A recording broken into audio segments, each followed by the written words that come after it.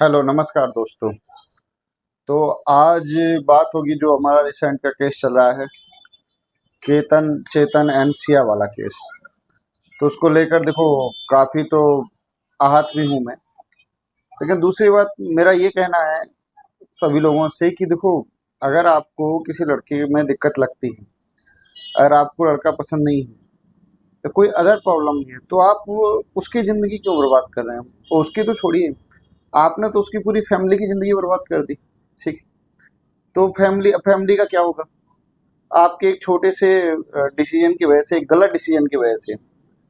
तो ये सब चीज़ें नहीं होनी चाहिए। और इससे क्या है ना, कहीं न कहीं लड़के भी बहुत ज़्यादा आहत हैं। अभी इसके पहले सोनम रघुवंशी वाला केस हुआ था। और फाइनली अपने इंडिया में जो लॉ है ना, वो इस तरीके से बायस्ड है कि लड़कियों को कहीं न कहीं उसका लाभ मिल ही जाता है। ठीक है, अभी जैसे सोनम रघुवंशी भी बेल पे चली गई। तो जो लोग ऐसे करते, देखो मैं ये नहीं कहता सारी लड़कियाँ ही बुरी हैं, ना सारी लड़कियाँ बुरी होती हैं, ना ही लड़के बुरे होते हैं।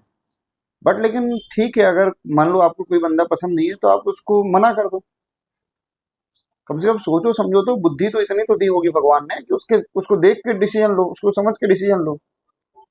ठीक है, तो ये मेरा कहना था। बाकी देखो, अगर आगे देखें अभी इस केस में जो चल रहा है कि जो अभी ये दोनों चेतन और सिया एक दूसरे पे ही अब आरोप लगाने लगे। भाई पहले तो आप बॉयफ्रेंड गर्लफ्रेंड थे, पहले ने आप मिल के आपने किया सब कुछ।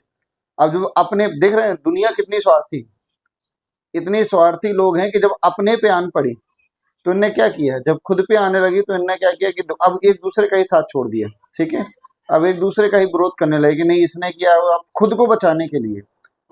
चेतन कह रहा है कि सिया ने उसको धक्का दिया, सिया कह रही है चेतन ने धक्का दिया। बट लेकिन मिली भगत दोनों की है। तो एक सेल्फिशनेस देखिए आपकी किस लेवल पे सेल्फिशनेस चल रही है कि कोई किसी पे ध्यान ही नहीं दे रहा है, किसी को किसी से कोई लेना देना नहीं।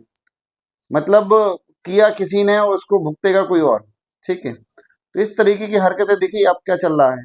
ठीक है, अब हालांकि पुलिस छानबीन कर रही है इस चीज को लेकर के, और आगे देखते हैं क्या होता है। बट लेकिन देखिए, एट द एंड बच तो जाना ही है, उस लड़की को तो बच ही जाना है।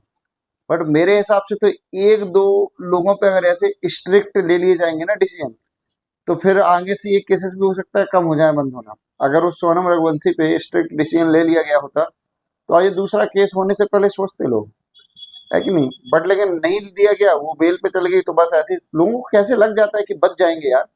बचने की तो पॉसिबिलिटी है नहीं। जो सत्य है वो सत्य है, सत्य कभी छुपाया नहीं जा सकता। देखते हैं आगे क्या होता है इस केस को लेकर के, कुछ ना कुछ तो अच्छा निर्णय आएगा ही। मैं तो उन माँ बाप को सोच करके बड़ा दुखी हूँ कि उनका क्या हाल होगा भाई, जिनका एक ही लड़का था। उनकी तो जनरेशन खत्म हो गई, है कि नहीं? कैसे कैसे लोग हैं इस दुनिया में, कैसे ये इसी को कहते हैं घोर कलयुग आ गया है कि अच्छे इंसान की कोई कद्र ही नहीं है, किसी तरीके कोई वो ही नहीं। बताइए, उस बेचारे लड़के को ही मार दिया गया। चलिए मिलते हैं नेक्स्ट वीडियो में, देखते हैं आगे क्या होता है इसमें।